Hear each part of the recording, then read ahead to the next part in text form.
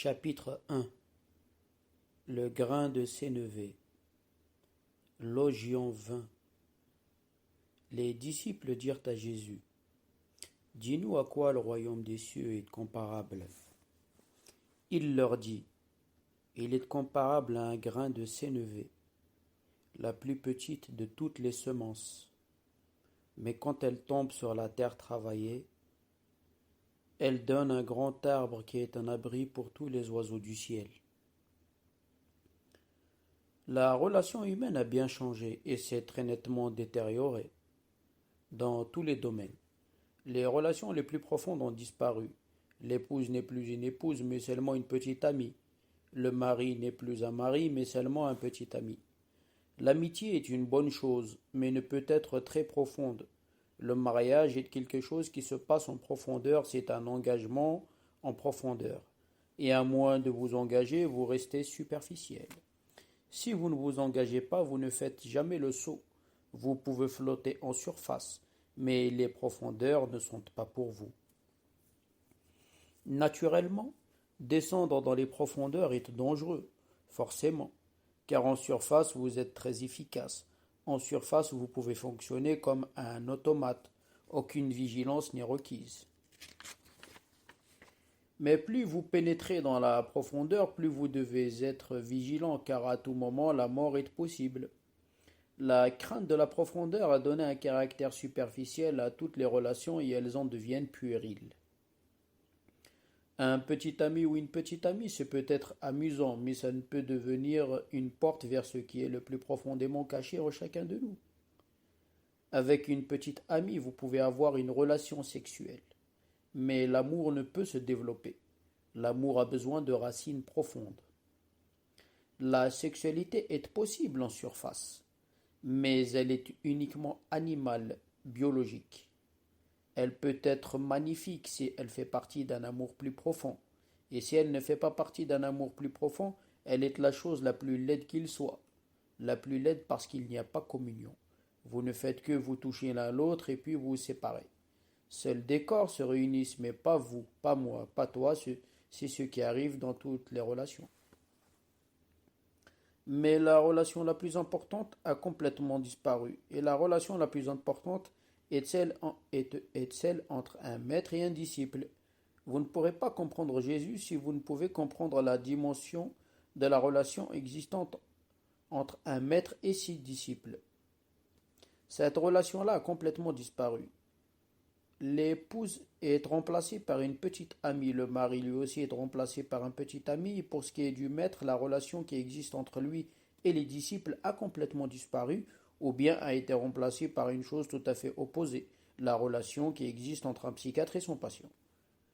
Entre un psychiatre et son patient existe une relation qui est forcément maladive, pathologique, car un patient ne vient pas en quête de la vérité, il ne vient pas réellement en quête de la santé. Ce mot santé est très lourd de sens. Il veut dire intégralité, il veut dire sainteté, il veut dire une guérison profonde qui s'est faite dans l'être. Un patient ne vient pas pour cette santé, car s'il vient pour cette santé, il ne peut être autre chose qu'un disciple. Un patient vient pour être débarrassé de sa maladie. L'attitude est totalement négative. Il est venu uniquement pour être contraint de redevenir normal, uniquement pour redevenir une part active du monde normal. Il est devenu inadapté, il a besoin d'une réadaptation et le psychiatre l'aide à se réadapter. Mais adapté à quoi? Adapté à ce monde, à cette société qui est absolument malade? Ce que vous appelez l'être humain normal n'est qu'une pathologie normale, une folie normale.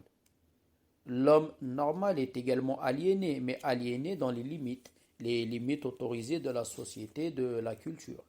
Quelqu'un parfois va trop loin, va au-delà des limites, alors il devient malade. Alors la société entière qui elle-même est malade dit que cet homme est malade, et le psychiatre se tient sur la limite pour aider cet homme à revenir, à rentrer dans la foule. Le psychiatre ne peut être le maître, car lui-même n'est pas en bonne santé. Et le patient ne peut être le disciple, parce qu'il n'est pas venu pour apprendre. Il est perturbé, il ne veut plus l'être. Tous ses efforts ne visent que la réadaptation. pas la santé, et le psychiatre ne peut être le maître. En Occident, le psychiatre prétend qu'il est le maître, et tôt ou tard il le prétendra aussi en Orient, mais il ne peut l'être. Il est lui-même malade. Il peut aider les autres à s'adapter, c'est entendu. Un malade peut aider un autre à certains égards, mais un malade ne peut amener un autre malade à être en bonne santé. Un fou ne peut aider un autre fou à surmonter sa folie. Même vos Freud, vos Jung, vos Adler sont absolument malades. Non seulement les psychiatres ordinaires, mais aussi les plus grands sont malades. Je vais vous dire certaines choses pour que vous puissiez vous rendre compte. Chaque fois que quelqu'un faisait allusion à la mort, Freud se mettait à trembler. Il s'évanouit même à 2 reprises et tomba de son fauteuil simplement parce que quelqu'un parlait de momies égyptiennes. Il s'évanouit. Une autre fois encore, alors que Jung parlait de mort, de cadavres, il fut pris soudain de tremblement et tomba et s'évanouit, sombra dans l'inconscience. Si la mort fait si peur à Freud, qu'en est-il de ses disciples? Et pourquoi la mort doit-elle faire si peur? Pouvez-vous concevoir un Bouddha ayant peur de la mort? Si c'est le cas, il n'est plus un Bouddha. Jung rapporte qu'il eut souvent envie de se rendre à Rome pour visiter le Vatican et en particulier la bibliothèque qui est la plus grande et où se trouvent les archives les plus secrètes de toutes les religions qui ont existé. Une fantastique bibliothèque. Mais chaque fois qu'il allait acheter son billet, il se mettait à trembler. Rien que d'aller à Rome. Qu'est-ce que ce sera quand vous irez vers la libération? Et il annulait le billet et s'en revenait. Et il n'y alla jamais, jamais. Il essaya souvent, et à la fin il décida, non, je ne peux pas y aller. Que craignait-il en allant à Rome? Pourquoi un psychiatre a-t-il peur d'approcher la religion? Parce que Rome en est justement le symbole, la représentante. Jung s'est bâti dans l'esprit une philosophie, et il a peur que cette philosophie vole en éclats. Comme un chameau qui aurait peur d'aller dans l'Himalaya, parce qu'en arrivant près de l'Himalaya, il se rendrait compte pour la première fois qu'il n'est rien. Toute cette philosophie créée par Jung est simplement infantile. L'homme a créé des systèmes tellement vastes et cosmiques, et tous ces systèmes sont en ruine aujourd'hui. La peur, c'est qu'aller à Rome, cela veut dire aller aux ruines des grands systèmes que le passé a édifiés. Qu'en est-il de votre petit système? Qu'en est-il de ce petit coin que vous avez nettoyé et décoré? Qu'en est-il alors de votre philosophie? Les grandes philosophies se sont écroulées, sont allées en poussière. Allez à Rome, voyez ce qui est arrivé. Allez à Athènes, voyez ce qui s'est passé. Où sont les écoles d'Aristote, de Platon, de Socrate? Elles ont toutes disparu en poussière. Les plus grands systèmes finissent par tomber en poussière. Toutes les pensées s'avèrent finalement inutiles, car la pensée n'est qu'une chose créée par l'homme. C'est seulement dans l'absence de pensée que vous arriverez à connaître le divin. Par la pensée, vous ne pouvez pas arriver à connaître l'éternel, car la pensée relève du temps. Et la pensée ne peut relever de l'éternel. Aucune philosophie, aucun système de pensée ne peuvent être éternels. Voilà quelle était sa peur. 4 ou 5 fois au moins, Jung fit des réservations, puis les annula. Et Jung est l'un des plus célèbres psychanalystes. Qu'en est-il de ses disciples si lui a si peur d'aller à Rome? Même vous, vous n'avez pas peur, non pas parce que vous êtes meilleur que Jung, mais simplement parce que vous êtes plus inconscient. Lui est conscient qu'à Rome, il perdra la tête à l'instant où il regardera les ruines de tous les grands systèmes. Un tremblement, une peur de la mort le saisiront, une crainte de qu'arrivera-t-il à mon système? Que m'arrivera-t-il? Il tremble et s'en revient, et il écrit dans ses mémoires: alors j'ai finalement abandonné tout le projet, je ne vais pas à Rome. Et la même chose arriva à Freud à de nombreuses reprises. Cela ne semble donc pas un simple hasard. Lui aussi voulut aller à Rome, et lui aussi prit peur. Pourquoi?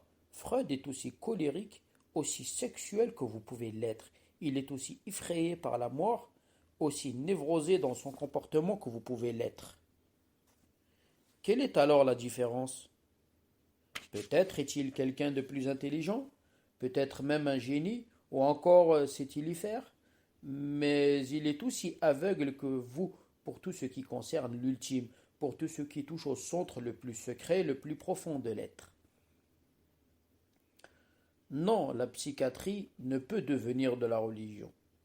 Elle peut devenir un bon hôpital, mais elle ne peut devenir le temple. Ce n'est pas possible.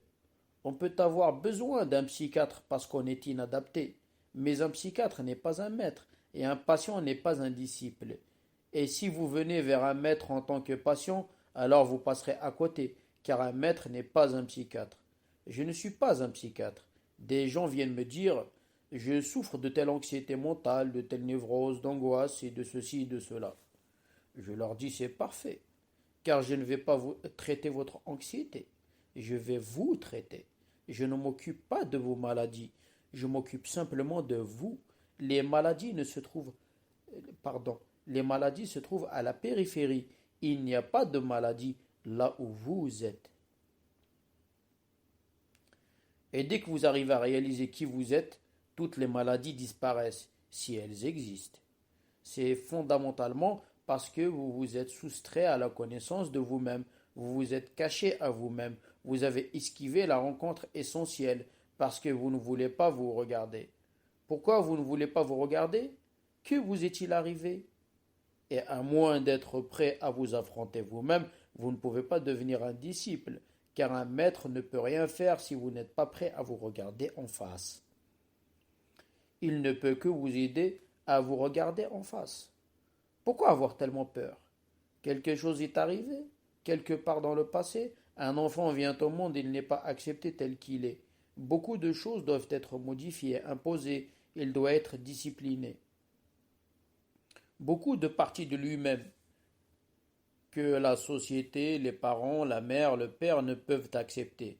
Ces parties doivent donc être refusées, réprimées. Quelques-unes seulement peuvent être acceptées et appréciées. L'enfant doit donc trouver une solution.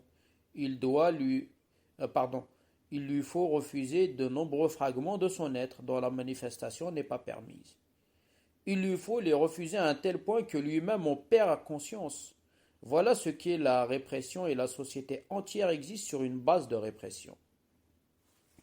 La majeure partie de l'être de l'enfant doit être réprimée, rejetée complètement dans l'obscurité.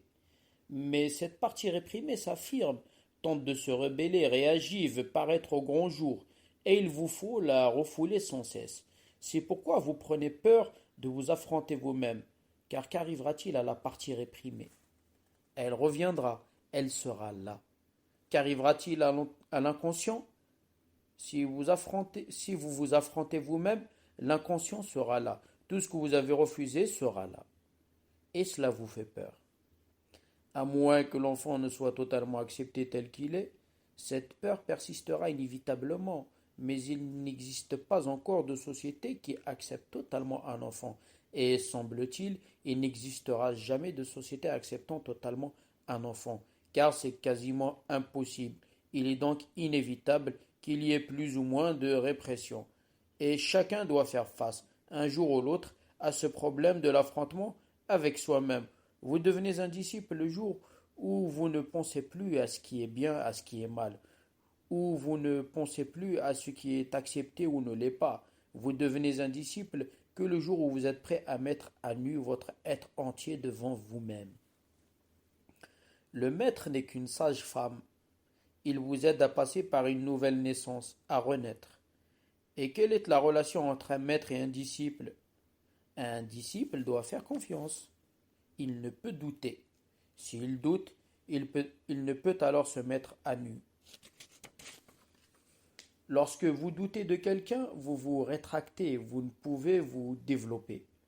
Lorsque vous doutez, un étranger est là.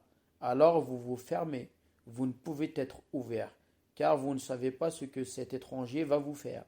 Vous ne pouvez être vulnérable devant lui. Il faut vous protéger. Il vous faut vous créer une cuirasse. Avec un maître, il vous faut abandonner complètement la cuirasse, c'est le minimum indispensable. Même en présence d'un être qui vous aime, vous pouvez porter un peu votre cuirasse devant un être aimé. Vous pouvez être un peu fermé. Mais avec un maître, l'ouverture doit être totale, sinon rien ne se produira.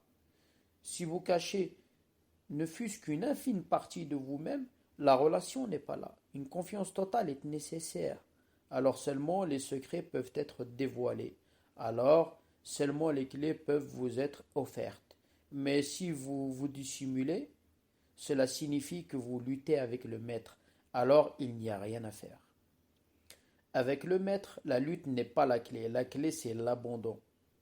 Et l'abandon a complètement disparu du monde.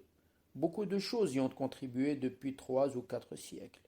On a appris à l'homme à être individualiste, égoïste. On lui a appris non à s'abandonner, mais à lutter. Non à obéir, mais à se rebeller. On a appris à l'homme non à faire confiance, mais à douter. La raison en est que la science se développe par le doute. La science est un profond scepticisme. Elle ne fonctionne pas grâce à la confiance. Elle fonctionne grâce à la logique, au raisonnement, au doute. Plus vous doutez, plus vous devenez scientifique. La voie même de la science est à l'opposé de la voie religieuse. La religion fonctionne par la confiance. Plus vous faites confiance, plus vous devenez religieux. La science a accompli des miracles, et ces miracles sont bien visibles. La religion a accompli de plus grands miracles, mais ces miracles-là ne sont pas aussi visibles. Même si un Bouddha est là, que pouvez-vous ressentir? Que pouvez-vous voir? Il n'est pas visible. Visiblement, il n'est qu'un corps. Visiblement, il est mortel tout autant que vous. Visiblement, il vieillira et mourra un jour. Invisiblement, il est immortel. Mais vous n'avez pas les yeux pour voir ce qui est invisible. Vous n'avez pas cette capacité d'être sensible aux choses les plus secrètes, à l'inconnu. C'est pourquoi seuls les yeux confiants se mettent peu à peu à prendre conscience et à devenir sensibles. Faire confiance veut dire fermer vos 2 yeux. C'est pourquoi la confiance est aveugle, tout comme l'amour est aveugle. La confiance est encore plus aveugle que l'amour. Mais lorsque vous fermez les yeux, que se passe-t-il? Il se produit une transformation intérieure. Lorsque vous fermez les yeux qui voient au dehors, qu'advient-il de l'énergie qui passe par les yeux? Eh bien, cette énergie se met à aller vers l'arrière. Elle ne peut plus circuler des yeux vers les objets. Elle amorce une rotation, elle devient une rotation. L'énergie doit circuler, elle ne peut être statique. Si vous fermez une issue, elle se met à en chercher une autre. Lorsque vos yeux sont fermés, l'énergie qui est passée par eux fait demi-tour. Il se produit une transformation. Et cette énergie atteint en vous le 3e œil. Le 3e œil n'est pas une chose physique, il est simplement l'énergie qui passe par les yeux vers les objets et revient immédiatement à la source. Elle devient le 3e œil, le 3e moyen de voir le monde. Ce n'est que par ce 3e œil qu'on voit un Bouddha. Ce n'est que par ce 3e œil qu'on prend conscience d'un Jésus. Si vous n'avez pas ce 3e œil, Jésus sera là, mais vous ne le verrez pas. Beaucoup ne l'ont pas vu dans sa ville natale. On pensait qu'il n'était que le fils du charpentier Joseph. Personne. Personne ne put reconnaître ce qui était arrivé à cet homme. Il n'est pas le fils du charpentier. Il est devenu fils de Dieu. Mais c'est là un phénomène intérieur. Et lorsque Jésus déclara « Je suis le Fils du divin, mon Père est au ciel », les gens rirent et dirent « Ou tu es devenu fou, ou tu es un imbécile, ou quelqu'un de très malin. Comment le fils d'un charpentier peut-il soudain devenir fils de Dieu? Mais il y a un moyen. Le corps seul naît du corps. Le moi intérieur ne naît pas du corps. Il naît pour voir. Il vous faut acquérir les oreilles pour entendre. Et c'est une chose très délicate de comprendre Jésus. Vous devez passer par un long entraînement. C'est comme pour la musique classique. Il vous est soudain donné d'entendre de la musique classique. Quelle est cette ineptie? Penserez-vous? Elle est tellement délicate. Il faut un long entraînement. Vous devez être un élève pendant de très nombreuses années. Alors seulement vos oreilles seront exercées à saisir le subtil. Et plus rien alors n'égalera la musique classique. La musique ordinaire de tous les jours, la musique de film, ce n'est pas de la musique, c'est simplement du bruit, et de plus du bruit ridicule. Parce que vos oreilles ne sont pas exercées. Vous vivez avec ce bruit et vous pensez que c'est de la musique. Mais pour la musique classique, il vous faut des oreilles vraiment éduquées. Un entraînement est nécessaire. À mesure que vous vous exercez, le subtil devient visible. Mais la musique classique n'est rien à côté d'un Jésus, car cela, c'est la musique cosmique. Votre silence doit être tel qu'il ne peut y avoir un seul éclair de pensée, pas le moindre mouvement dans votre être. Alors seulement vous pouvez entendre Jésus, vous pouvez le comprendre, vous pouvez le connaître. C'est pourquoi Jésus ne cesse de répéter: ceux qui ont des oreilles devraient pouvoir m'entendre, que ceux qui ont des yeux voient. Je suis ici. Pourquoi ne cesse-t-il de répéter que ceux qui ont des yeux voient, que ceux qui ont des oreilles entendent? Pourquoi? Il parle d'une autre dimension d'intelligence que seul un disciple peut comprendre. Très peu comprirent Jésus si dans la nature même des choses il doit en être ainsi. Très peu. Et qui étaient-ils? Ce n'étaient pas des savants érudits, ce n'étaient pas des professeurs d'université, ce n'étaient pas des théologiens, des philosophes, non. C'étaient des gens ordinaires, un pêcheur, un paysan, un cordonnier, une prostituée. C'étaient des gens très ordinaires, extrêmement ordinaires, on ne peut plus ordinaires. Pourquoi ces gens-là purent-ils comprendre? Il doit y avoir quelque chose d'extraordinaire chez un homme extraordinaire. Il doit y avoir quelque chose de spécial qui existe chez un homme extraordinaire. Non, chez un homme ordinaire et disparaît chez les gens soi-disant extraordinaires. Qu'est-ce que c'est? Une humilité, une confiance. Car plus votre intellect est entraîné, moins la confiance est possible. Lorsque vous n'avez pas l'intellect exercé, une plus grande confiance est possible. Un paysan fait confiance, il n'a pas besoin de douter. Il sème la graine dans le champ et il a confiance. Elles pousseront, elles germeront lorsque viendra la bonne saison. Elles germeront. Il attend et il prie. Et à la bonne saison, ces graines germent et deviennent des plantes. Il attend, il a la foi. Il vit avec les arbres, les plantes, les rivières, les montagnes. Il n'a pas besoin de douter. Les arbres ne sont pas fourbes. Vous n'avez pas besoin de vous protéger par une armure. Les montagnes ne sont pas fourbes. Elles ne sont pas des politiciens. Elles ne sont pas des criminels. Vous n'avez pas besoin d'armure pour vous protéger. Vous n'avez pas besoin d'armure pour vous protéger. Vous n'avez pas besoin d'aucune protection. Vous pouvez être ouvert. C'est pourquoi lorsque vous allez dans la montagne, vous éprouvez soudain un ravissement. D'où vient-il? De la montagne? Non. C'est parce que vous pouvez alors mettre votre armure de côté. Il n'y a pas besoin d'avoir peur. Lorsque vous approchez d'un arbre, soudain, vous vous sentez magnifiquement bien. Cela ne vient pas de l'arbre, cela vient de l'intérieur de vous-même. Mais avec un arbre, pas besoin de vous protéger. Vous pouvez être tranquille et à l'aise. La fleur ne va pas brusquement vous attaquer. L'arbre ne peut être un brigand. Il ne peut rien vous voler. Lorsque vous allez à la montagne, à la mer ou dans la forêt, vous mettez votre armure de côté. Les gens qui vivent avec la nature sont plus confiants. Un pays qui est moins industrialisé, moins mécanisé, moins technologique, vit davantage avec la nature, a davantage confiance. C'est pourquoi vous ne pouvez concevoir Jésus né à New York. C'est presque impossible. Des Jésus freaks peuvent y naître, mais pas Jésus. Et ces freaks sont simplement névrosés. Jésus n'est qu'un prétexte. Non, c'est impossible. Jésus né là-bas, c'est quasi impossible. Même s'il y est né, personne ne va l'écouter. Même s'il est là, personne ne pourra le reconnaître. Il est né dans une époque sans technologie, sans science. Il était le fils d'un charpentier. Il a vécu toute sa vie avec des gens pauvres, simples, qui vivaient avec la nature. Il pouvait faire confiance. Jésus arrive un jour, c'est l'aube, et le soleil n'est pas encore au-dessus de l'horizon. Deux pêcheurs sont là. Ils viennent de jeter leur filet pour prendre du poisson lorsque Jésus arrive du lac. Il leur dit: Voyons, pourquoi gâchez-vous votre vie? Je puis vous faire pêcheur d'hommes, pardon. Pourquoi gaspillez-vous votre énergie à pêcher des poissons? Je peux vous faire preneur d'hommes, pêcheur d'hommes. Venez, suivez-moi.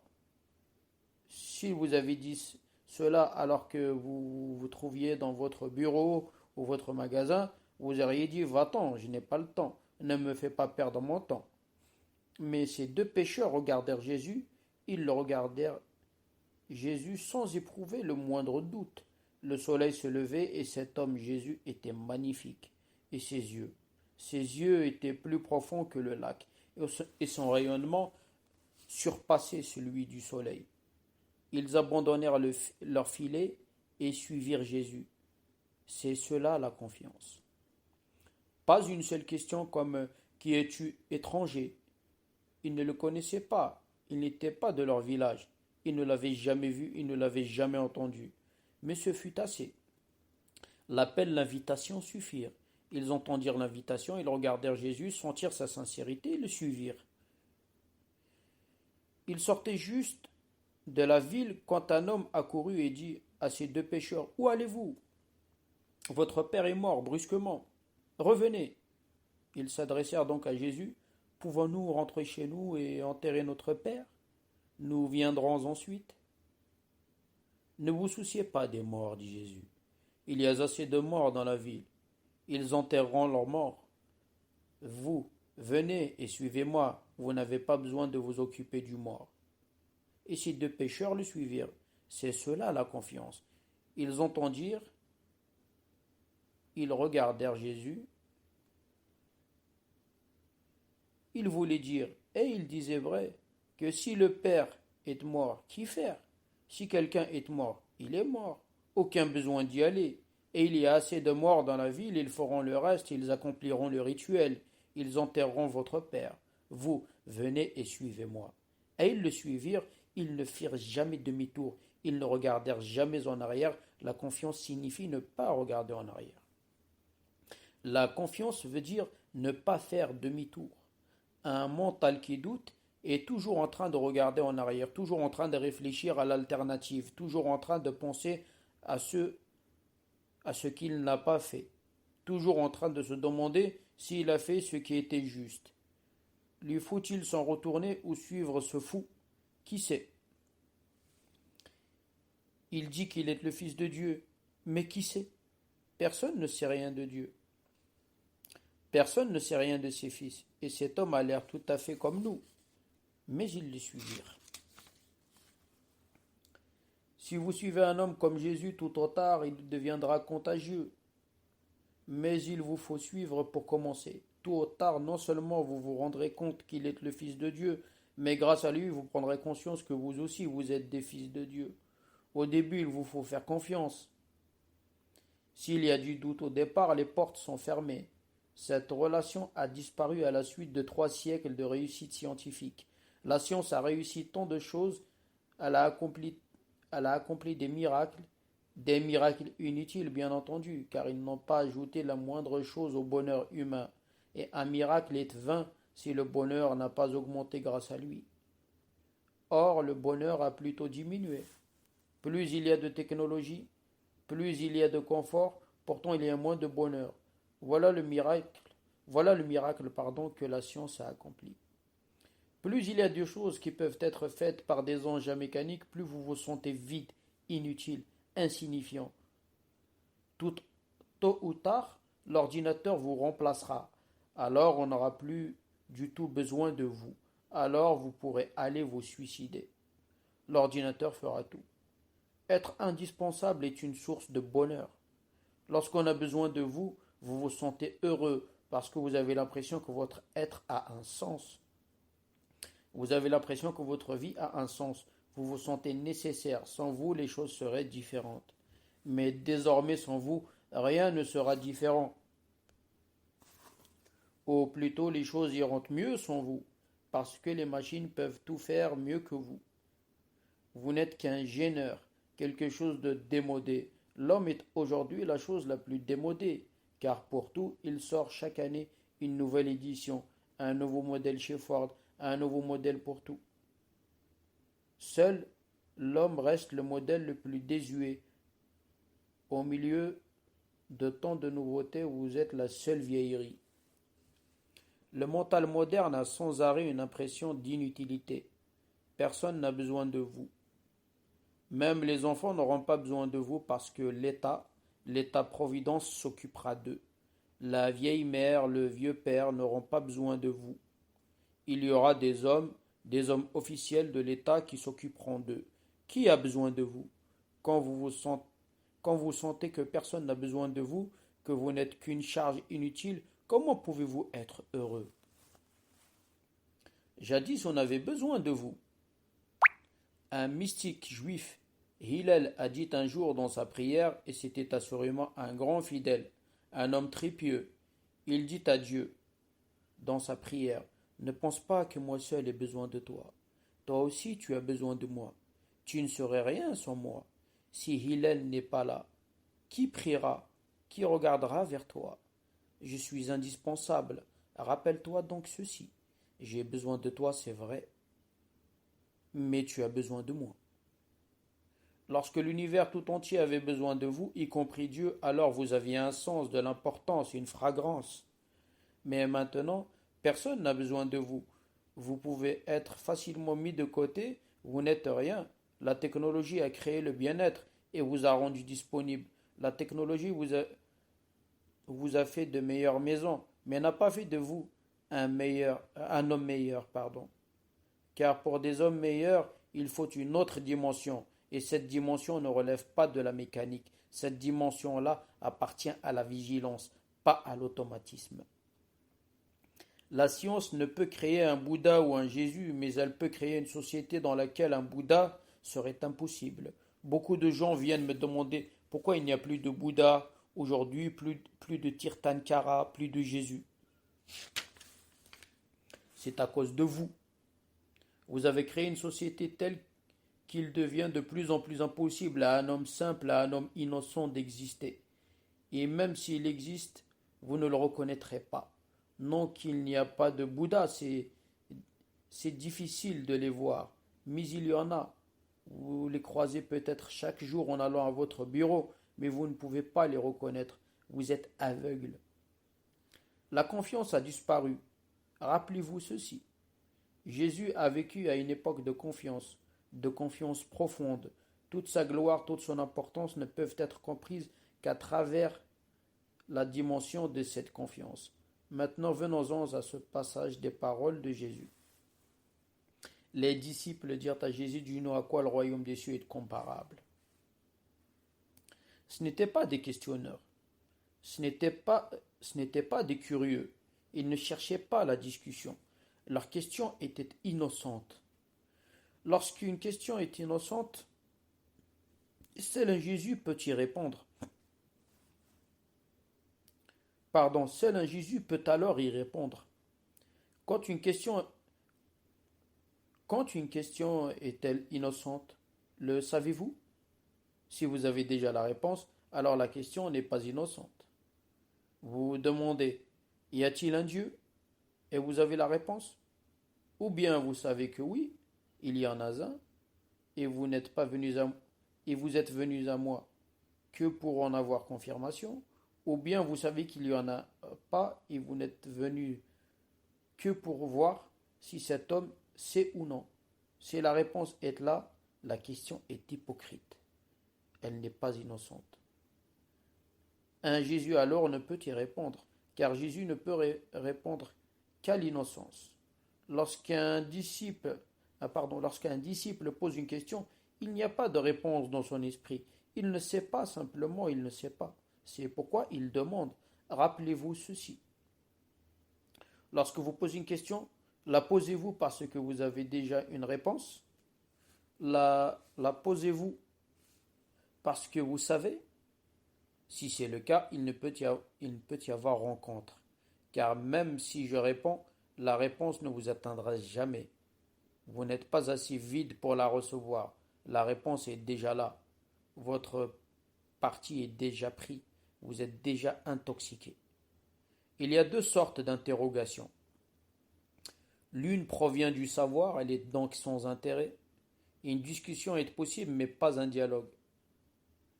Mais lorsque votre question provient de votre ignorance, que vous savez bien que vous ne savez pas, lorsque vous savez je ne sais pas, et que vous demandez, vous êtes devenu un disciple. Maintenant, Cela ne va pas être une discussion. Vous avez seulement soif et vous demandez de l'eau, vous avez faim et vous demandez à manger. Vous ne savez pas et vous demandez et vous êtes prêt à recevoir. Un jour, pardon, un disciple demande en sachant bien qu'il ne sait pas. Lorsque vous ne savez pas, vous êtes humble. Lorsque vous savez, vous devenez égoïste. Et un Jésus ne peut s'adresser à l'ego. Les disciples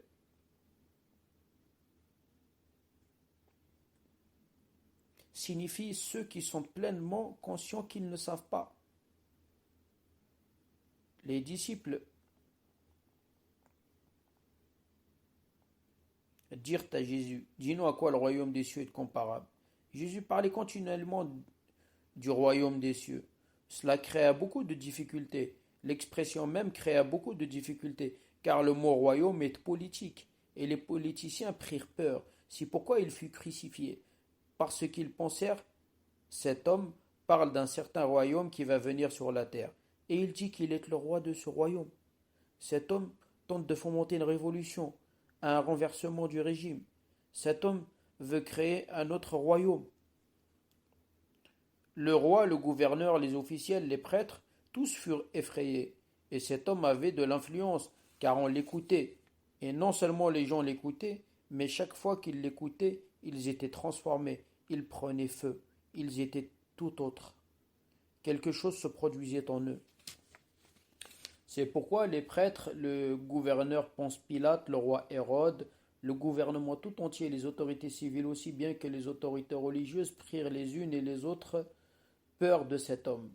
Cet homme avait l'air dangereux. Jamais il n'y eut d'homme aussi innocent. Et il a paru dangereux. Il fut mal compris. Mais un Jésus risque toujours d'être mal compris. Le problème, c'est qu'il lui faut utiliser votre langage. Il n'y en a pas d'autre. Et tout ce qu'il dit, il doit le dire avec vos mots. Il n'y a pas d'autres mots. Et vos mots sont déjà trop chargés. Ils sont déjà trop lourds de sens. Il parlait simplement du royaume de Dieu, du royaume des cieux. Mais royaume, ce mot-là est dangereux. Royaume fait penser à de la politique.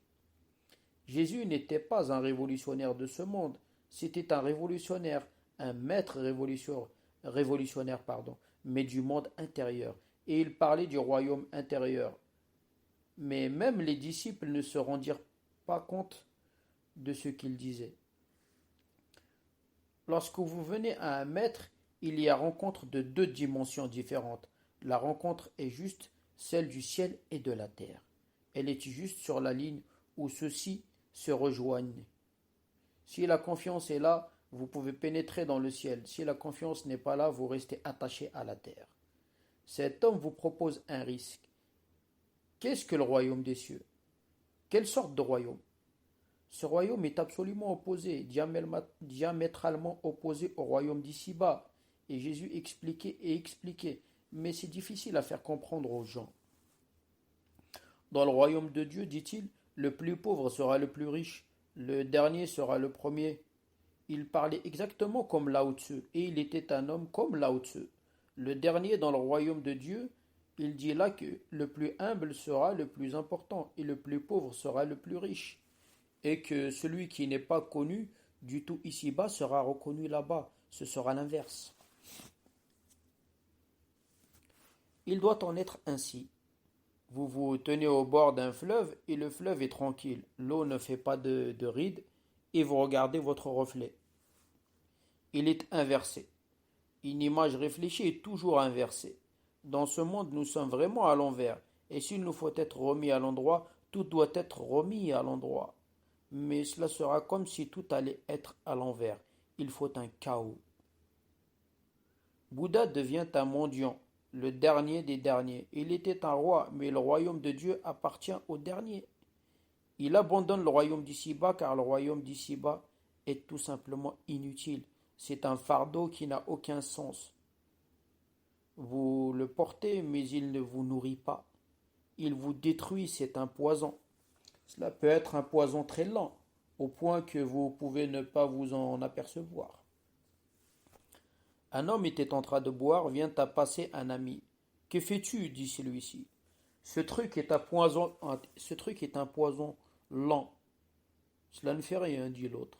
Je ne suis pas pressé. Tout ce que vous appelez la vie est un poison lent, car elle finit par la mort. Elle vous fait mourir.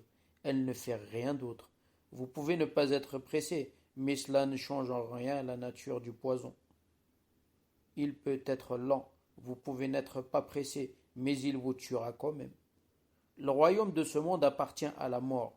Le royaume des cieux appartient à la vie éternelle. C'est pourquoi Jésus dit, vous qui êtes prêts, venez à moi, je vous donnerai la vie en abondance. Jésus traversait un village. Il avait soif et il se dirigea donc vers un puits. Une femme était en train de tirer de l'eau du puits et il lui dit, j'ai soif, donne-moi un peu d'eau.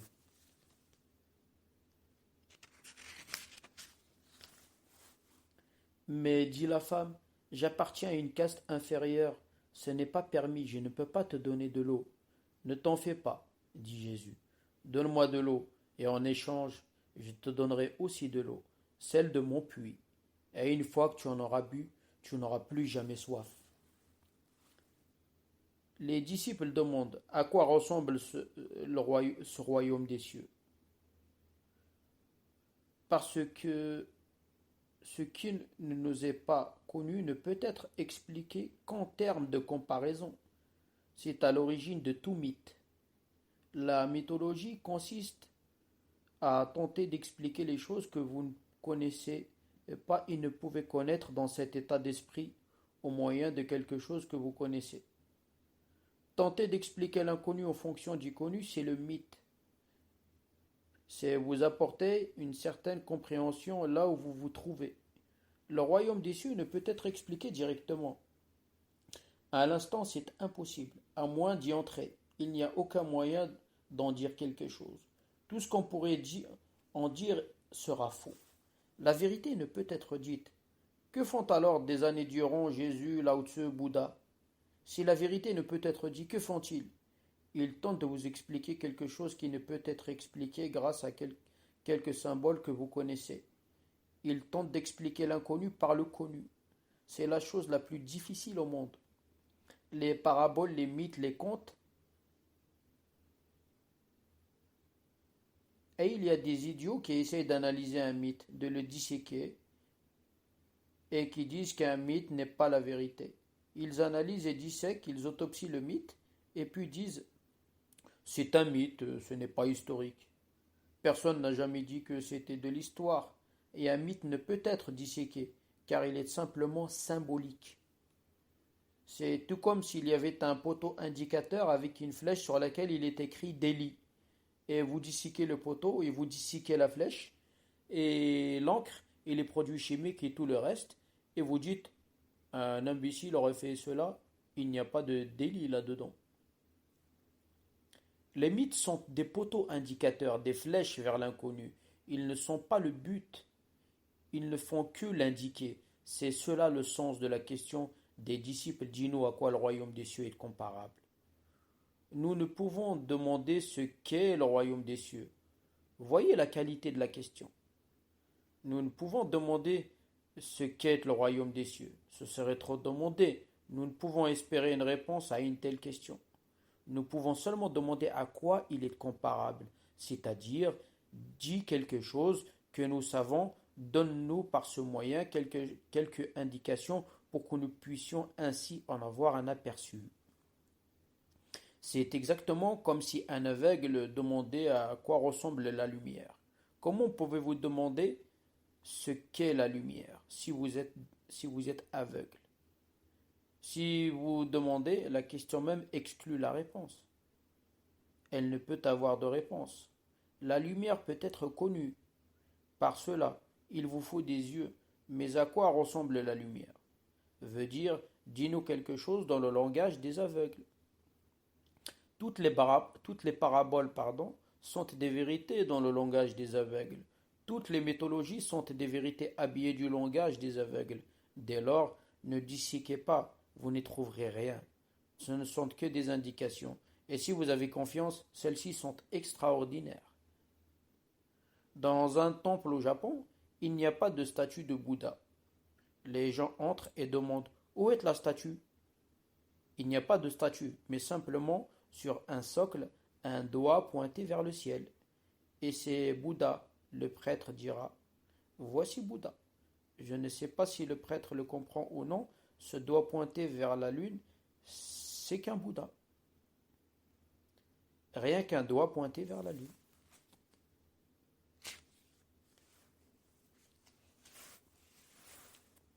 Les disciples demandent à quoi le royaume des cieux est comparable. Dis-le-nous dans une parabole, dans un conte, pour que les enfants que nous sommes puissent comprendre. Nous ne savons pas, nous n'avons pas d'expérience. Dis quelque chose qui puisse nous donner un aperçu. Jésus leur dit, il est comparable à un grain de sénévé, la plus petite de toutes les semences, mais quand elle tombe sur la terre travaillée, elle donne un grand arbre qui est un abri pour tous les oiseaux du ciel. Jésus a beaucoup utilisé le grain de sénévé comme symbole, pour de nombreuses raisons. L'une est que le grain de sénévé est la plus petite semence. Dieu est invisible, plus petit que le plus petit. Par quoi pourriez-vous l'indiquer? À la limite, il y a le grain de sénévé, la plus petite. Au-delà, vous ne pourrez pas comprendre, car au-delà, c'est l'invisible.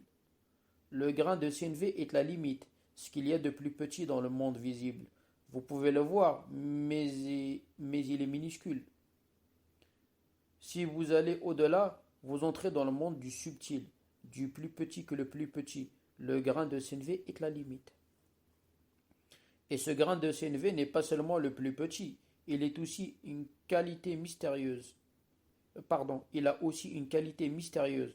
En grandissant, il devient le plus grand des arbres. Tel est le paradoxe. La semence est la plus petite et l'arbre est le plus grand.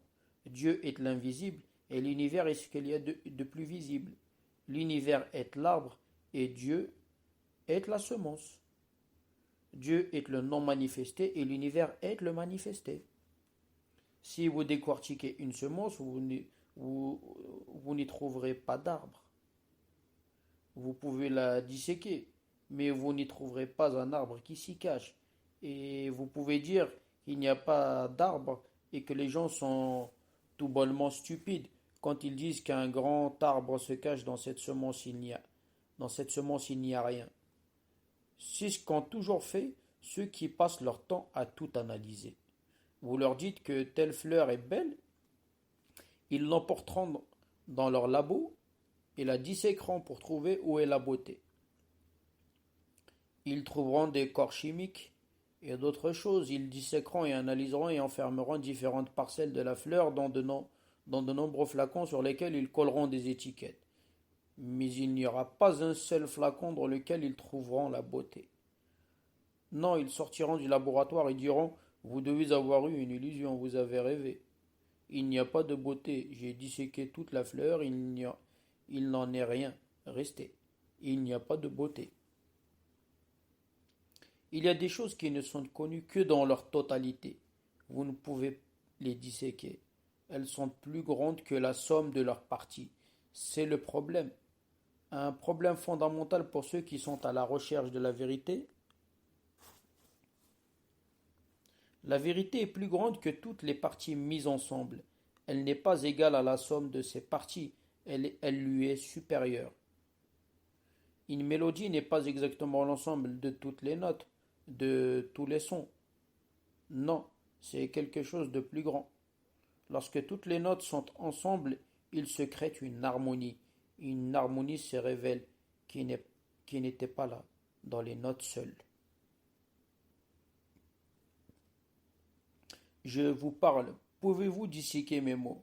Vous les trouverez tous dans un dictionnaire, mais vous ne pouvez pas me trouver dans le dictionnaire. Et vous pouvez dire tous les mots sont là. Alors pourquoi se donner de la peine? Il arrivait un jour à Mark Twain d'aller écouter un ami qui était prêtre. Cet ami l'en priait avec insistance depuis de longs jours. C'était un des plus grands orateurs, un orateur très poétique, et il était hautement apprécié. Chaque fois qu'il parlait, L'église était comble, mais Mark Twain n'était jamais venu l'écouter.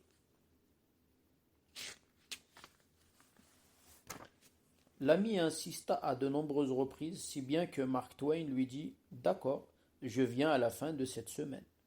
Le dimanche, l'ami se prépara de son mieux parce que Mark Twain venait. Et Mark Twain s'assit juste en face de lui, et le prêtre fit le meilleur sermon qu'il eût jamais fait. Il y mit toute son énergie, ce fut réellement magnifique. Ce fut une symphonie, ce fut un poème. Mais il se mit peu à peu à avoir peur, à avoir des appréhensions, car Mark Twain se tenait là comme un mort. Pas le moindre signe d'appréciation n'apparaissait sur son visage. Les gens applaudissaient souvent, ils étaient en extase, et seul Mark Twain restait assis, là sans donner le moindre signe indiquant s'il avait approuvé telle ou telle impression, positive ou négative. Il resta indifférent. Et l'indifférence est plus mortelle que toutes les attitudes négatives. Car si vous êtes contre quelque chose, du moins, vous avez alors une certaine attitude à son égard. Si vous êtes contre quelque chose, vous lui donnez une certaine importance. Mais si vous êtes indifférent, vous dites par là que c'est absolument vain, que ça ne vaut même pas la peine de s'y opposer. Le sermon terminé, Mark Twain revint en voiture avec le prêtre. Celui-ci ne put lui poser de questions. Ils restèrent silencieux. Ce n'est que lorsque Mark Twain sortit de la voiture que le prêtre dit « Vous n'avez rien dit à propos de mon sermon. »« Il n'y a rien de neuf là-dedans, dit Mark Twain. J'ai un livre chez moi et vous l'avez simplement reproduit. Cette causerie est une copie et vous ne pouvez pas me tromper. Vous pouvez berner ces idiots qui sont là dans l'église. Je suis un lettré et j'étudie. Et par hasard, je lisais ce livre hier soir encore. » Le prêtre ne put le croire. Que dites-vous? Je n'ai rien copié. Nulle part, c'est impossible. Chaque mot que vous avez prononcé s'y trouve, rétorqua Mark Twain. Et demain, je vous enverrai le livre. Le lendemain arriva, il envoya un exemplaire d'un gros dictionnaire et dit vous pouvez y trouver tous les mots. Tel est l'esprit de celui qui analyse. Il peut détruire un poème d'un coup. Il peut dire que ce ne sont là que des mots mis ensemble. Il ne peut voir entre les mots. Il ne peut lire entre les lignes. Et c'est là qu'existe le poème. C'est là qu'existe la beauté, l'extase.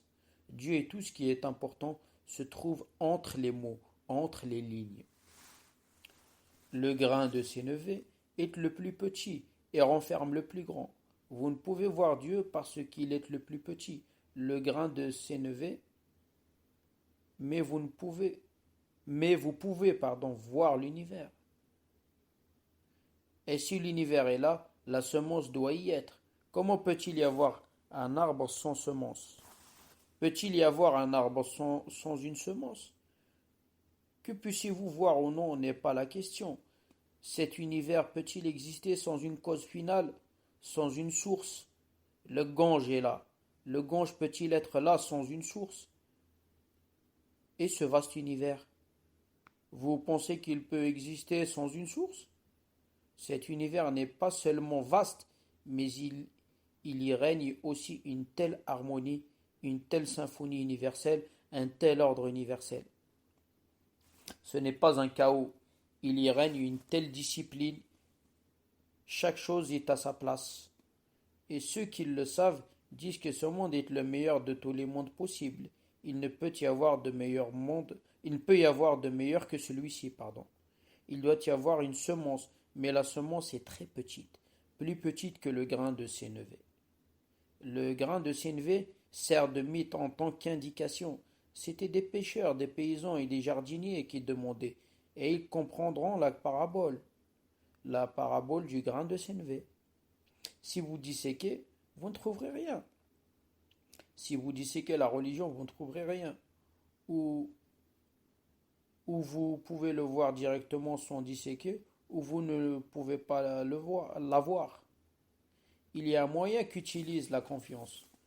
Vous ne pouvez voir l'arbre dans la semence, mais vous pouvez aller la semer dans le sol. C'est ce que fera la confiance. Elle dira d'accord, c'est une semence, je suis sûr qu'elle deviendra un arbre, et je vais aller la mettre dans le champ. Je trouverai un sol convenable, et je protégerai cette semence, et j'attendrai, et prierai, et j'aimerai, et espérerai, je rêverai. Que pouvez-vous, pardon, que pouvez-vous faire d'autre? Vous pouvez semer le grain et attendre, et rêver, et espérer, et prier. Que pouvez-vous faire d'autre? Puis soudain un jour, un matin, vous vous réveillez et la graine est devenue une chose nouvelle. De jeunes pousses sortent de la terre. Désormais la semence n'est plus une semence, elle devient un arbre, elle fleurit. Qu'arrive-t-il lorsqu'une semence devient un arbre? Cela aussi fait partie de la parabole. La semence doit mourir, alors seulement elle devient un arbre. Dieu est mort dans cet univers. Il ne peut rester en dehors. Il est dedans. Il y est absorbé. C'est pourquoi vous ne pouvez trouver Dieu. Allez dans l'Himalaya, à la Mecque, à Kashi, où vous voulez. Vous ne trouverez Dieu nulle part, parce qu'il est ici, partout. Tout comme la semence est désormais dans l'arbre tout entier, vous ne pouvez pas trouver la semence. Elle est morte dans l'arbre et est devenue l'arbre. Dieu est mort dans cet univers, dans cette existence, et il est devenu le cosmos. Il n'est pas quelque chose de séparé. Il n'est pas comme un menuisier qui fabrique quelque chose et en reste distinct. Ce n'est pas possible. Il est comme une semence. L'arbre qui croît en sort, et il disparaît alors dans l'arbre. Vous ne pouvez retrouver Dieu que lorsque cet arbre disparaîtra.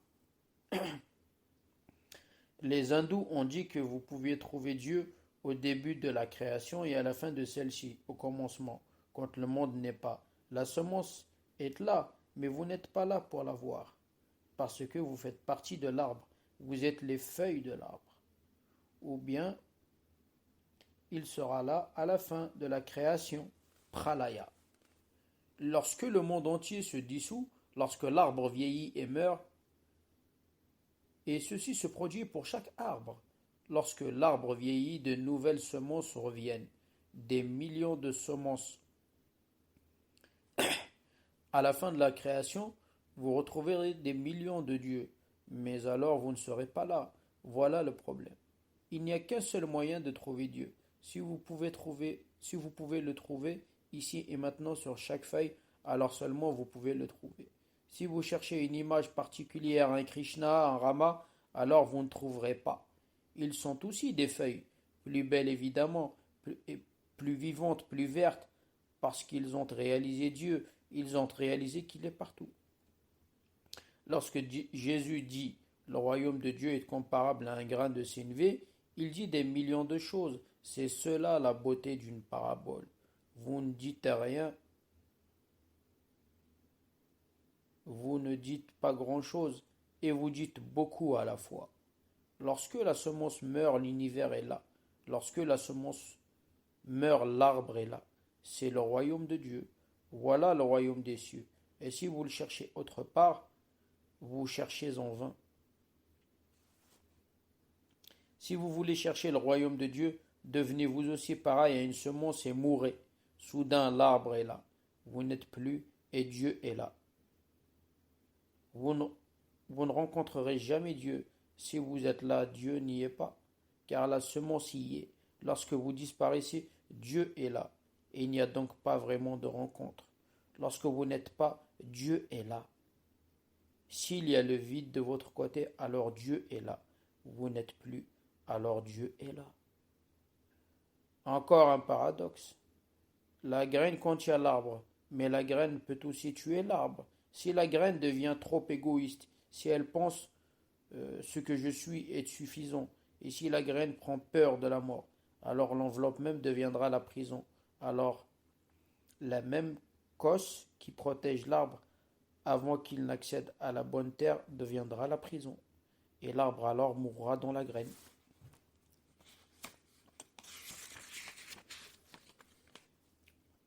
Vous êtes pareil à des semences qui sont devenues des prisons. Un Bouddha est une semence, un Jésus est une semence qui n'est pas une prison. La semence, l'enveloppe est morte, maintenant l'arbre a poussé.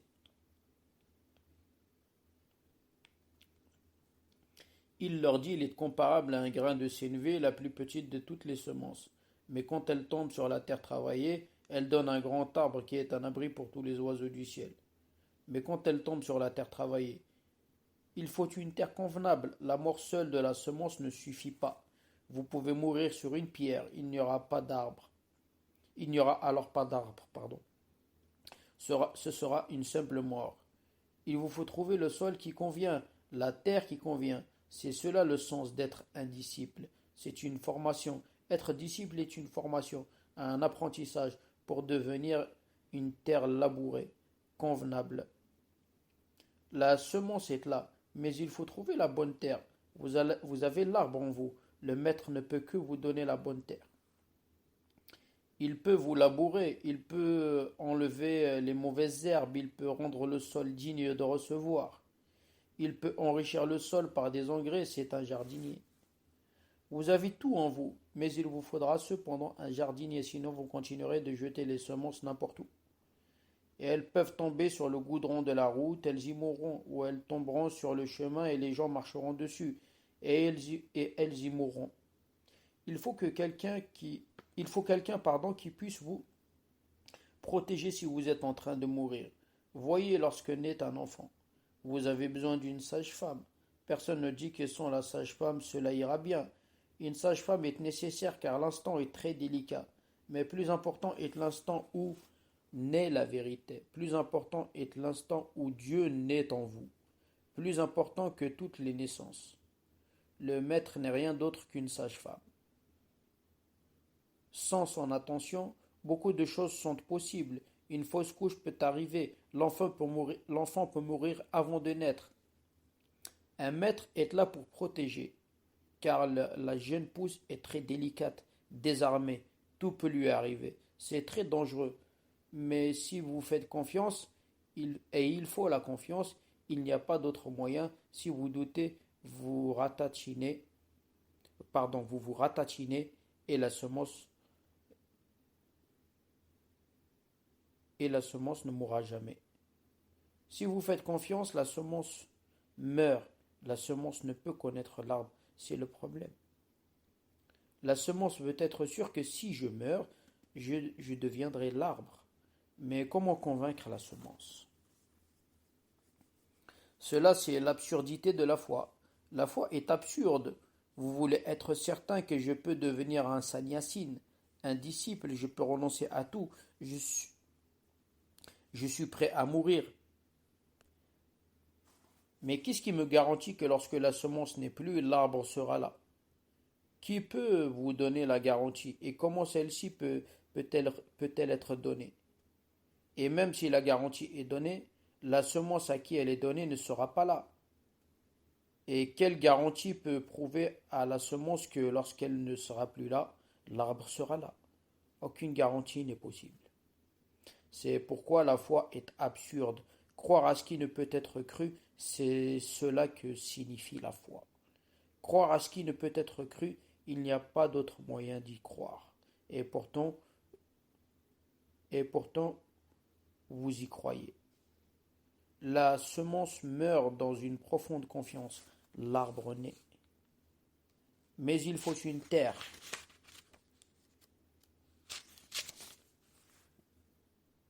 Mais il faut une terre travaillée, il faut un sol convenable. Être disciple consiste simplement à devenir un sol travaillé. Elle donne un grand arbre qui est un abri pour tous les oiseaux du ciel. Et lorsque votre arbre a réellement grandi, lorsqu'il est devenu un arbre de Bouddha, alors des millions d'oiseaux qui sont en quête viennent se mettre à l'abri. Beaucoup d'oiseaux du ciel s'abritent sous Jésus. Beaucoup d'oiseaux du ciel s'abritent sous Bouddha. Pour ceux qui sont à la recherche de ce qu'il y a de plus profond, cet arbre, l'arbre de Bouddha, l'arbre de Jésus, devient un abri et ils peuvent y sentir vibrer l'inconnu. Là, ils peuvent avoir confiance. Là, ils peuvent arriver à un accord avec l'inconnu. Et là, ils peuvent faire le saut. Le royaume des cieux est comparable à un grain de sénévé. Vous êtes le royaume des cieux. Vous êtes comparable à un grain de sénévé. Soyez prêts à mourir. Préparez-vous à votre mort. Bien sûr, il y aura des frissons et de la peur et de l'appréhension. Le saut va être difficile. Maintes fois, peut-être vous reculerez. Maintes fois, peut-être vous irez jusqu'au bord, ferez demi-tour et vous enfuirez, parce que là, il y a l'abîme. La semence ne peut connaître que l'abîme. Elle ne peut connaître l'arbre. Il n'existe aucun moyen pour que la semence puisse voir l'arbre surgir de terre. Il n'y a pas moyen. La semence doit mourir et croire à l'inconnu, croire que cela se produira. Si vous êtes prêt à mourir, cela se produit. Allez semer les grains dans le sol. Lorsque l'arbre est là, creusez à nouveau le sol et cherchez où est la graine. Elle n'est pas là. Elle a disparu. Allez fouiller dans un Bouddha, dans un Jésus, vous ne trouverez pas la semence. Voilà ce que veut dire Jésus est un fils de Dieu, et non plus fils de Joseph le charpentier. Car la semence est venue du charpentier Joseph et de Marie, mais à présent la semence a disparu, l'enveloppe a disparu, et cet arbre n'est jamais venu du visible, il vient de l'invisible. Vous voyez Jésus, la semence n'est plus là, seul Dieu est là. Soyez prêts à mourir pour pouvoir renaître. Laissez tomber le mental, le corps, l'ego, l'identité. Vous vous apercevrez soudain que quelque chose de neuf grandit en vous. Vous êtes devenu matrice, vous êtes devenu matrice, pardon. Vous êtes enceinte. Et être spirituellement enceinte est le sommet de la création, car par là, vous créez vous-même. Rien n'est plus comparable à cela. Vous pouvez créer un tableau remarquable, une sculpture splendide. Rien n'est comparable à votre création de vous-même, à votre auto-création. Mais quand elle tombe sur la terre travaillée, soyez prêts à mourir. Mais avant d'être prêt à le faire, mais avant d'être prêt à faire le saut, devenez une terre travaillée, devenez un disciple, devenez un apprenti, devenez modeste. Soyez comme si vous n'étiez pas. Sous peu, vous ne serez réellement pas. Mais préparez-vous-y, comportez-vous comme si vous n'étiez pas. Alors, elle donne un grand arbre qui est un abri pour tous les oiseaux du ciel. Cela s'est toujours passé ainsi. Vous êtes ici près de moi. Ma semence est morte. C'est pourquoi vous êtes ici. Ce n'est pas à cause de vous que vous êtes ici. C'est à cause de moi que vous êtes ici. Mais dire à cause de moi n'est pas juste, car il n'y a pas de moi. La graine a disparu, maintenant elle est simplement un arbre. Et si vous pouvez entrevoir un bref instant votre possibilité, et si vous pouvez entrevoir un bref instant votre possibilité, propre grâce à moi, la tâche est accomplie. Le royaume des cieux est comparable à un grain de sénévé. Vous êtes les grains, vous êtes la possibilité de ce royaume. Préparez-vous à mourir, car c'est le seul moyen de renaître. Fin du premier chapitre. Je vous demande pardon pour les petites erreurs, soyez indulgents. C'est la première fois que je fais une lecture audio, et qui plus est à 3 heures du matin. Donc je vous demande d'être indulgent. Merci beaucoup. En espérant que cela vous plaira et vous apportera quelque chose dans votre vie, une évolution, une prise de conscience. Bonne soirée.